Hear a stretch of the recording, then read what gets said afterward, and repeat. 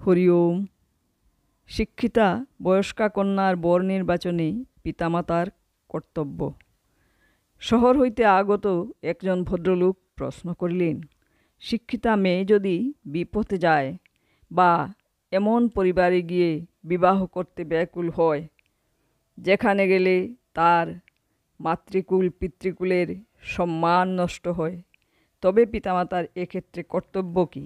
শ্রী শ্রী বাবামণি বলিলেন, মেয়ে বিপথে গেলেই পিতামাতার একরকম কর্তব্য, বিবাহিত হতে গেলেই অন্যরূপ কর্তব্য।